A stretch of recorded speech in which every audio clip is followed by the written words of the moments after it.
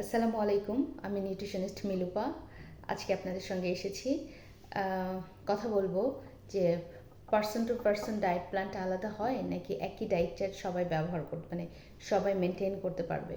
তো আমি যখন পেশেন্ট হ্যান্ডেল করি তখন আমাকে প্রায় একটা কথা শুনতে হয় যে আমার বোন এই ডায়েট চার্টটা ফলো করেছে, ওর রেজাল্ট পেয়েছে, বা আমার ফ্রেন্ড সার্কেল বা আমার কলিগ এটা ফলো করেছে, ওর ওয়েট লস হয়েছে, বা কোনো মেডিকেল কন্ডিশনের ক্ষেত্রে অনেক ইমপ্রুভ হয়েছে, নিশ্চয়ই এটা আমার জন্য ভালো হবে, আমি এটা ফলো করতে কি পারবো?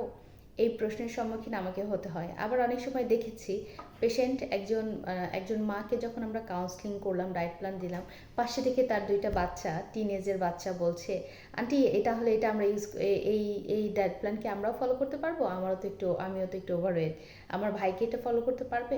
তো এই ধরনের কোশ্চেন কিন্তু আমাকে প্রায়ই সম্মুখীন হতে হয়। তো সেক্ষেত্রে আমি বলবো যে অবশ্যই না, একজন মানুষ জিনগতভাবে আলাদা, তার হাইট, ওয়েট, টোটালি দেখা যাচ্ছে অ্যাক্টিভিটি, তার মেটাবলিক কন্ডিশন সব কিছুই কিন্তু আলাদা। তো সেক্ষেত্রে প্রথমে আমাদের একটু বলা দরকার যে আমরা যখন একজন মানুষ আমাদের কাছে আসে, তার একটা খাদ্য তালিকা যখন আমরা তৈরি করি, তখন কিন্তু অবশ্যই আমরা তার কিছু অ্যানালাইসিস করে থাকি।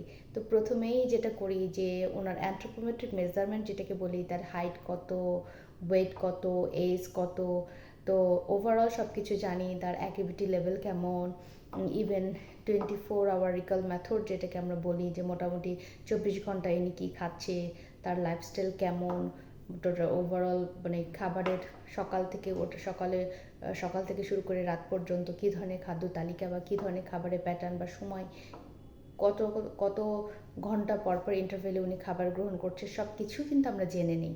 লাইফের হিস্ট্রি এভরিথিং থাকে আমাদের মোটামুটি কাউন্সিলিং যখন আমরা করি, এর মধ্যেই আমাদের সব ইনফরমেশনগুলো চলে আসে।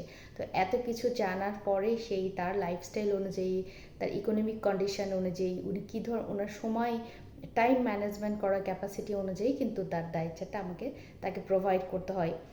যে দ্যাটস ওয়াই উনি আমাকে সেইভাবেই ডায়েট প্ল্যানটা করতে হয় যাতে উনি সেটা মেনটেন করতে পারে।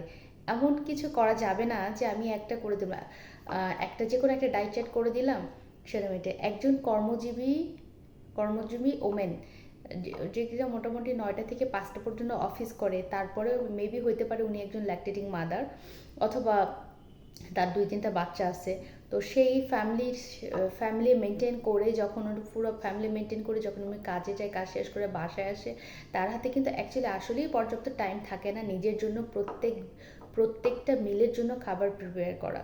তো সেই জিনিসটাও কিন্তু মাথায় রেখে আমাদের ডায়েট প্ল্যান করতে হয়। আর আর পার্সন টু পার্সন যেমন ভ্যারি করে, ইকোনমিক কন্ডিশনের উপরও কিন্তু ভ্যারি করে। আবার আপনার প্রফেশনের উপরে কিন্তু যথেষ্ট পরিমাণে ডায়েট চার্টটা কেমন হবে সেটাও কিন্তু ডিপেন্ড করবে। মোটামুটি একটা এক্সাম্পল যদি আমি দেই, যে একজন সেলিব্রিটি যে ধরনের ডায়েট প্ল্যান ফলো করতে পারবে, একজন ওয়ার্কিং ওমেন বা মিডল ক্লাস একজন মধ্যবিত্ত একজনের পক্ষে কিন্তু সেভাবে আর কি ফলো করা পসিবল না। সেক্ষেত্রে অবশ্যই তার ডায়েট চার্ট এবং আরেকজন ওয়ার্কিং ওমেন বা যিনি কিনা একদম 9টা 5টা অফিস করে, তার ডায়েট চার্ট আলাদা হবে। এছাড়া বিভিন্ন ধরনের মেডিকেল কন্ডিশন যখন থাকবে, তখন কিছু কিছু খাবারের রেস্ট্রিকশন আসতে পারে, মেডিকেল কন্ডিশন অনুযায়ী কিন্তু সেটা আমরা করে থাকি। সেক্ষেত্রেও কিন্তু অবশ্যই আলাদা হবে। মেল ফিমেল অনুযায়ী যেমন মেটাবলিজমে একটু চেঞ্জ আসে, তেমনি আপনার লাইফস্টাইল অনুযায়ী আসতে পারে।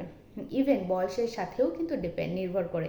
সেক্ষেত্রে বাবা মা যেটা ফলো করবে সেটা কিন্তু একটা টিনেজ বা মানে স্কুল গোয়িং বাচ্চারা কিন্তু সেটা ফলো করতে পারবে না। তো সেই জিনিসটা আমাদের খেয়াল রাখতে হবে যে দুই বন্ধু সেম টাইপ ডায়েট চার্টে, একই ডায়েট চার্টে কিন্তু দুই বন্ধুর রেজাল্ট আলাদা আসবে। এই জিনিসটা মেনটেন করতে হবে। একজন মেডিকেশনের ক্ষেত্রেও যেটা দেখা যায়, একজন যদি প্রেশার ওষুধ নেয়, প্রেশারের মানে হাইপার টেনশন যেটাকে আমরা বলি, এক একজনের কিন্তু হাইপার টেনশনের মেডিকেশন এক এক রকম, সেটা কিন্তু ডক্টরই সাজেস্ট করে আপনি কোন মেডিসিন নেবেন। তেমনি কোন পার্সনের জন্য কি ডায়েট চার্ট হবে সেটা কিন্তু একজন ডায়েটিশিয়ানই বুঝে আপনাকে প্রোভাইড করবে। আমরা সবাই জানি যে কোনটা গুড ফুড, কোনটা ব্যাড ফুড, বাট কোন মেডিকেল কন্ডিশনের জন্য কী ধরনের খাবার, কী ধরনের ডিটক্স ওয়াটার, আপনার ইমিউনিটি বুস্ট আপ করার জন্য কী খাবার খেতে হবে, সেটা কিন্তু একজন নিউট্রিশনিস্টে বুঝে সেইভাবেই আপনাকে গাইডলাইন করবে। তো সেক্ষেত্রে অবশ্যই বলবো যে একই ডায়েট চার্ট গড়বাঁধা সবাই ইউজ করা থেকে বিরত থাকবেন। আশা করছি সবাই নিজের জিনগত চাহিদা অনুযায়ী এবং লাইফস্টাইল এভরিথিং অনুযায়ী নিজের খাদ্য তালিকা নিজের খাদ্য তালিকা নিজেকেই মেনটেন করতে হবে, অন্যেরটা মেনটেন না করে। সবাই ভালো থাকবেন, সুস্থ থাকবেন। আল্লাহ হাফেজ।